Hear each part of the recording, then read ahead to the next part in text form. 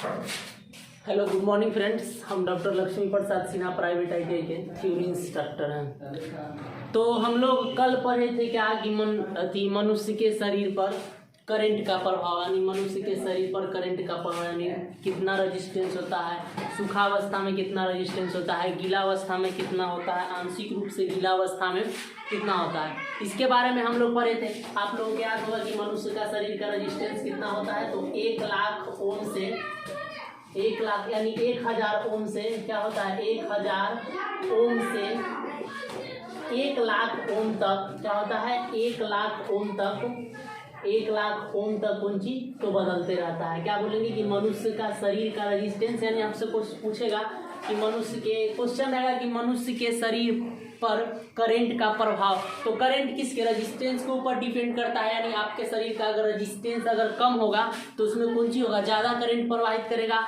अगर आपका शरीर का रेजिस्टेंस अगर अधिक होगा तो वहाँ पर क्या करेगा, कम करंट प्रवाहित, हमको कम करंट लगेगा। तो किसके ऊपर डिपेंड कर रहा है, तो रेजिस्टेंस के ऊपर डिपेंड कर रहा है। तो वही कह रहा है कि मनुष्य के शरीर का जो रेजिस्टेंस होता है, मनुष्य के जो शरीर का जो रेजिस्टेंस होता है वह 1000 ओम से 1 लाख ओम तक कुंची होता है तो बदलते रहता है। अगर आपसे पूछा जाए कि सूक्ष्म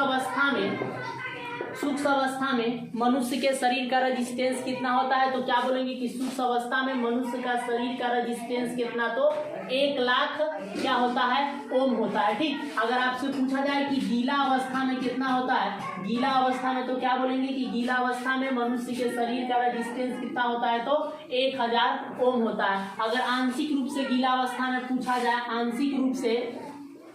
आंशिक रूप से अगर गीला अवस्था में पूछा जाए तो क्या बोलेंगे कि 5000 क्या होता है, तो ओम होता है। ठीक, इस तीनों चीज को आप क्या कीजिएगा, तो याद रख लीजिएगा। ठीक, और हम लोग क्या पढ़े थे कि मनुष्य के शरीर पर कितना से कितना एम्पियर तक, अगर मान लीजिए कि मनुष्य को शरीर को अगर 1 से 8 मिली एम्पियर अगर करंट लगता है तो क्या होगा, तो क्या बोलेंगे 8 मिली एम्पियर। ठीक ना, इसको मिली एम्पियर, इसको एम्पियर में चेंज करने के लिए 1000 से क्या करेंगे, तो भाग देंगे। तो क्या होगा, मनुष्य को अगर 1 से 8 मिली एम्पियर अगर करंट लगता है तो उसको कौन सी होगा, दर्द करने वाला, यानी हम लोग कहते हैं ना कि झुनझुन्नी टाइप का क्या लगता है, तो करंट लगता है। तो इस चीज के बारे में हम लोग पढ़े थे।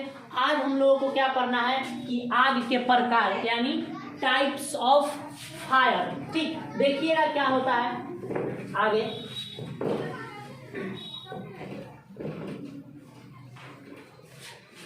तो ये बात को समझिएगा कि आग कैसे उत्पन्न हुआ। तो हम लोग आज से बहुत साल पहले जब हम लोग कुंची करते थे, जब आदि मानव लोग थे तो वहाँ पर पत्थर को हम लोग आपस में क्या करते थे, तो टकराते थे ना, तो चिंगारी निकलता था ना। चाहे हम लोग भी देखिएगा गांव में अगर गिट्टी, बहुत सारा गिट्टी यानी गिट्टी अगर जमा रहता है, उसमें से एक गिट्टी को उठाकर उस गिट्टी पर अगर मार देते हैं, कस के अगर जोर से मारते हैं तो वहां पर कौन सी होता है, तो चिंगारी निकलता है। तो यह जो तो कह सकते हैं कि आग का जो खोज हुआ था, नवपाषाण काल में आग का खोज हुआ था। क्या बोलेंगे कि आग का खोज जो हुआ था, नवपाषाण काल में आग का खोज हुआ था। ठीक, आग देखेंगे यहाँ पर, देखिएगा आग, फायर। ठीक, आग देखिए कि आग किन किन चीजों के कारण लगता है। कहते हैं ना कि आग लग गया, लेकिन कैसे लगता है इसके बारे में हम लोग जानते हैं, नहीं जानते हैं। तो हम लोग इसी चीज के बारे में देखेंगे कि आग आखिर लगता कैसे है। ठीक, तो आग क्या होता है, 3 चीज के रासायनिक प्रतिक्रिया के कारण, केमिकल रिएक्शन के कारण क्या होता है, आग लगता है। अब देखेंगे कि किन किन 3 चीजों के कारण, तो क्या बोलेंगे कि 3 चीज हो गया, कौन चीज, 3 चीज के कारण, यानी कह सकते हैं कि आग 3 चीजों के कारण, यानी आग 3 चीजों के कारण। देखिएगा कौन कौन सा चीज होता है। 1 नंबर में देखिएगा तो क्या होता है, ईंधन O2 और निश्चित ताप, यानी ताप सिंपल लिख सकते हैं, ताप। आग क्या होता है कि 3 चीजों के कारण क्या होता है, तो लगता है। किन के कारण, तो ईंधन के कारण, ऑक्सीजन के कारण और ताप के कारण। ठीक, अगर इन तीनों चीज के रासायनिक प्रतिक्रिया के कारण, केमिकल रिएक्शन के कारण क्या होता है, तो आग लगता है। क्या बोलेंगे कि आग ईंधन, ऑक्सीजन और ताप के केमिकल रिएक्शन के कारण, रासायनिक प्रतिक्रिया के कारण क्या होता है तो आग लगता है। इस चीज को आप अच्छी तरह से समझ लिए होंगे। हम लोग केवल जानते थे कि आग, लेकिन आग किनके किनके कारण लगेगा तो ईंधन, ऑक्सीजन और ताप के कारण, इन तीनों चीज के रासायनिक प्रतिक्रिया के कारण क्या होता है तो आग लगता है। अगर इस तीनों चीज में से अगर एक चीज किसी को भी हटा देंगे तो आग क्या होगा, नहीं लगेगा। अगर मान लीजिए कि यहाँ पर ईंधन है, ईंधन यहाँ पर है और यहाँ से अगर क्या करते हैं ऑक्सीजन को अगर हटा देते हैं तो आग क्या होगा, नहीं लगेगा। जैसे आप एग्जाम्पल के तौर पे समझिएगा कि मान लीजिए कि किसी दीप को हम यहाँ पे जला दिए, चाहे किसी दीप को जला देंगे, यानी दीप को यहाँ पर कौन सी किए, जला दिए। समझिएगा बात को, यहाँ पर दीप को कौन सी किए, जला दिए। जलाने के बाद कौन सी करेंगे, इसको ना अच्छा तरह से ढक दिए हैं किसी ऐसा चीज से जिसके अंदर कौन सी हवा नहीं जाए। अब अच्छा से ढक दिया ना तो देखिएगा 2 मिनट 4 मिनट, यानी 2 मिनट 4 मिनट 5 मिनट बाद देखेगा तो यह दीप कौन सी होता है, मुझ जाता है। किसके कारण, यानी यहाँ पर ऑक्सीजन नहीं होने के कारण क्या होता है कि यह दीप जल जाता है। तो आग क्या बोलेंगे कि ईंधन, ऑक्सीजन और ताप के एक रासायनिक प्रतिक्रिया के कारण कौन सी होता है तो आग लगता है। अगर किसी भी चीज को, अगर किसी तीनों चीज में से किसी एक चीज को अगर हटा दिया जाता है तो आग क्या होता है, नहीं लगेगा। तो आपको अच्छी तरह से समझ में आ गया हो कि आग क्या होता है कि ईंधन, ऑक्सीजन और ताप के रासायनिक प्रतिक्रिया के कारण क्या होता है, केमिकल रिएक्शन के कारण क्या होता है तो आग लगता है। ठीक, आगे देखिएगा, आगे हम लोग देखेंगे, ऐसे लिख लेंगे, आग के लिख के और लिखेंगे कि आग, आग लिखिएगा, यहाँ पे आग लिख लेंगे, आग यानी फायर लिख के एरो का चिन्ह दीजिएगा और लिखिएगा कि आग का खोज, आग का खोज, आग का खोज नवपाषाण काल युग में, आग का खोज नवपाषाण काल युग में, नवपाषाण काल युग में, नवपाषाण काल युग में हुआ है, नवपाषाण काल युग में हुआ है। ठीक, क्या बोलेंगे कि आग का खोज कौन सी तो नवपाषाण काल युग में हुआ है। आगे देखिएगा, नीचे से लिखेंगे कि अब कहते हैं ना किसी चीज का परिभाषा, तो लिखिएगा आग के बारे में फिर से, आग फायर लिखेंगे कि आग, आग, आग ना, यानी फायर। ठीक, तो लिखेंगे कि आग का खोज, आग का खोज, आग का खोज नवपाषाण काल युग में, नवपाषाण काल युग में, नवपाषाण काल युग में हुआ था, हुआ था। ठीक, आगे देखिएगा कि आग जो होता है किन किन चीजों के रासायनिक प्रतिक्रिया से बनता है। तो देखेंगे कि आग, यहाँ पे देखिएगा आग 3 चीज के रासायनिक प्रतिक्रिया से क्या होता है तो बनता है। एक नंबर में क्या होता है कि मान लीजिए कि एक नंबर में क्या होगा कि ईंधन होगा, दूसरा नंबर में क्या होगा ताप होगा और तीसरा नंबर में कौन सी होगा ऑक्सीजन होगा। ठीक, आग जो होता है 3 चीज के रासायनिक प्रतिक्रिया यानी केमिकल रिएक्शन से मिलकर क्या होता है बना होता है। क्या बोलेंगे, ईंधन, ताप और ऑक्सीजन। ठीक, इस तीनों चीज के रासायनिक प्रतिक्रिया से क्या होता है आग लगता है। ठीक, अगर इस तीनों चीज में से किसी एक चीज को अगर हटा दिया जाए तो आग क्या होगा, नहीं लगेगा। क्या बोलेंगे कि अगर इस तीनों चीज में से अगर किसी एक चीज को अगर हटा दिया जाता है तो आग क्या होता है, नहीं लगता है। आग 3 चीजों के रासायनिक प्रतिक्रिया से लगता है। यह 3 चीज कौन सी है तो ईंधन हो गया, ताप हो गया और ऑक्सीजन हो गया। अगर इस तीनों चीज में से किसी एक चीज को अगर हटा दिया जाता है तो आग कौन सी होता है, नहीं लगता है। ठीक, तो लिखेंगे आग कैसे लगता है इसके बारे में। आग लिख के लिखिएगा, लिखेंगे, लिखिएगा कि आग 3 चीजों की, आग 3 चीजों की रासायनिक प्रतिक्रिया से, रासायनिक प्रतिक्रिया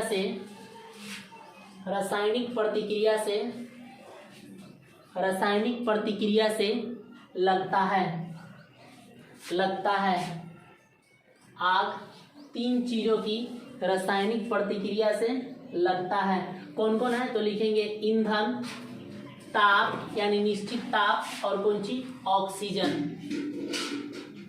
ईंधन, ताप और ऑक्सीजन। लिखेंगे नीचे से कि अगर इस तीनों चीज में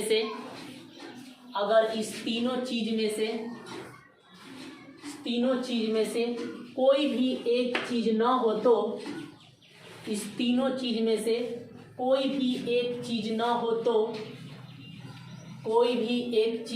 तो आग नहीं लग सकता है। आग नहीं लग सकता है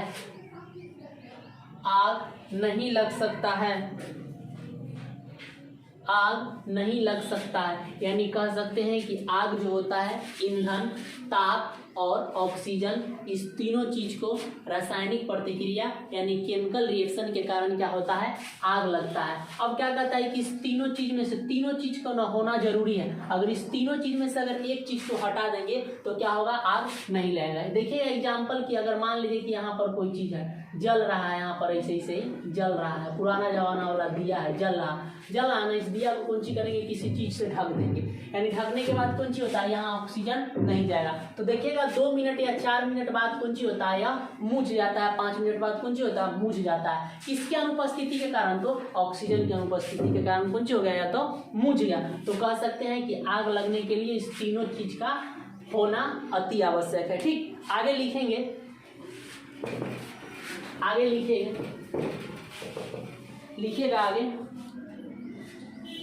लिखेंगे यहाँ पर आप लोग हेडिंग डालिएगा कि आग के त्रिभुजाकार सिद्धांत। यहाँ पर आप लोग हेडिंग डालेगा कि आग के त्रिभुजाकार सिद्धांत।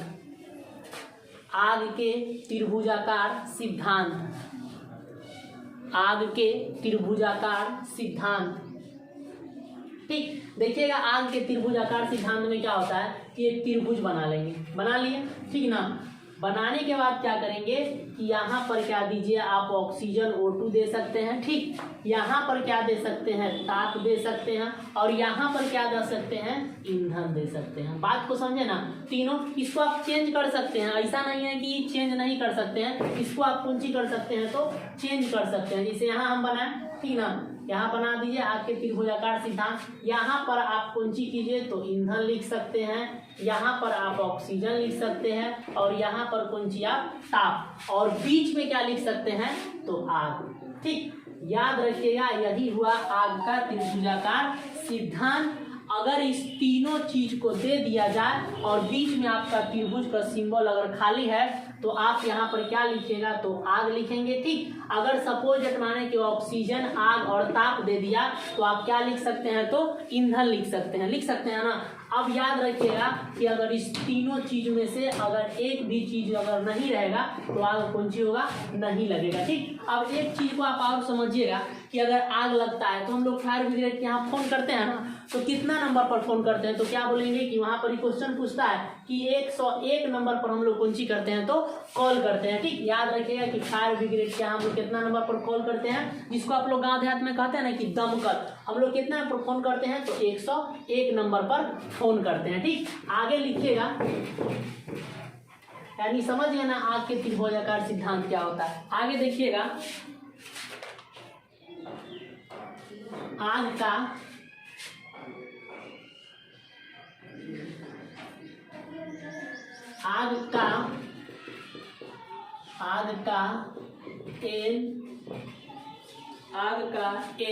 NFPA code. ठीक, तो आग का NFPA कोड कितना होता है? 1 होता है। इस चीज को आप लोग अच्छा से लिख लीजिए कि आग का NFPA कोड कितना होता है। तो क्या बोलेंगे? आग का NFPA कोड क्या होता है? 1 होता है। ठीक, नेशनल फायर प्रोटेक्शन एसोसिएशन होता है। क्या बोलेंगे? नेशनल फायर प्रोटेक्शन एसोसिएशन होता है। यानी आप कितना याद रखिए कि आग का NFPA कोड कितना होता है, तो क्या बोलेंगे, आग का NFPA कोड क्या होता है, 1 होता है। ठीक, आगे याद रखिएगा। और फायर ब्रिगेड को कॉल करने के लिए हम लोग कितना पर डायल करते हैं, तो क्या बोलेंगे कि 101 पर डायल करते हैं। क्वेश्चन बार बार दोनों पूछा जाता है कि आग का NFPA कोड कितना होता है, तो एक फायर ब्रिगेड को कॉल कितना नंबर पे कॉल किया जाता है, तो क्या बोलेंगे 101 नंबर पर। ठीक, आगे याद रखिएगा और लिखिएगा। अब आग के प्रकार देखिएगा। ठीक, कि आग को हम लोग 6 श्रेणी में बांटेंगे। क्या बोलेंगे कि आग को 6 श्रेणी में बांटा, विभाजित किया गया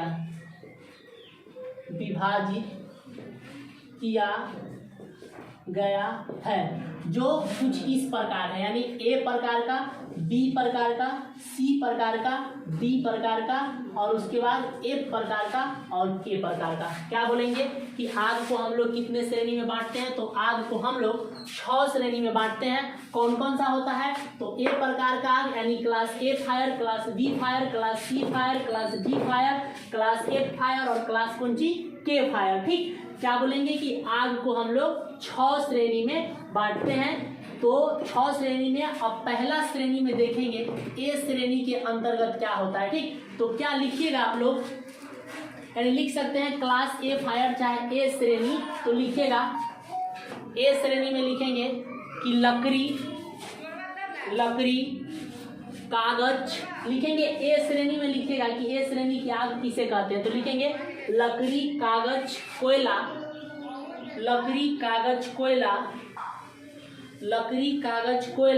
जूट रबर इत्यादि, लकड़ी कागज कोयला, जूट रबर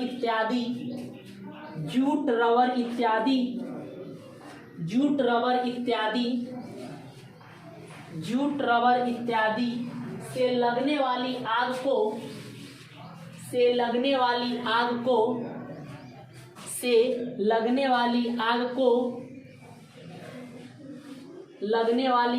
को ए क्लास फायर कहते हैं। ए क्लास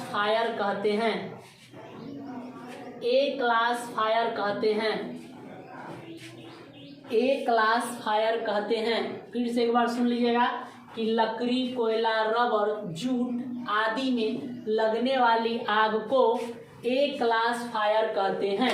चाहे दूसरा शब्द में इसको समझिएगा कि ए क्लास फायर में क्या होता है कि आग लगने के बाद कुछ होता है, कुछ अवशिष्ट पदार्थ बच जाता है, इसी को हम लोग क्या कहते हैं, ए क्लास फायर या जनरल आग कहते हैं। ठीक, क्या बोलेंगे कि ए क्लास फायर में जब आग लगता है तो उसमें कुछ आग लगने के बाद उसमें कुछ न कुछ अवशिष्ट पदार्थ बच जाता है, इसी को हम लोग क्या बोलते हैं, तो जनरल आग बोलते हैं या ए क्लास फायर आग बोलते हैं।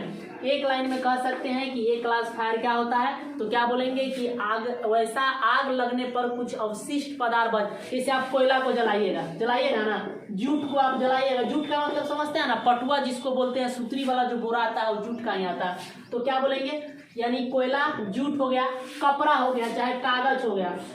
ठीक, अगर यह सब चीज अगर जलेगा तो जलने के बाद इसमें कुछ न कुछ अवशिष्ट पदार्थ रह जाएगा, यानी कुछ न कुछ भाग बच जाएगा, तो इसी को हम लोग यानी जलने के बाद कुछ विशेष भाग बच जाता है, यानी कुछ अवशिष्ट पदार्थ बच जाता है, उसी को हम लोग क्या बोलते हैं, तो क्लास ए फायर बोलते हैं। ठीक, अब इसको बुझाने के लिए क्या करते हैं, तो लिखेंगे इसका बुझाने के लिए क्या करेंगे, लिखेंगे यहाँ पर कि ए क्लास फायर को बुझाने के लिए ए क्लास फायर को बुझाने के लिए ए क्लास फायर को बुझाने के लिए ए क्लास फायर को बुझाने के लिए ए क्लास फायर को बुझाने के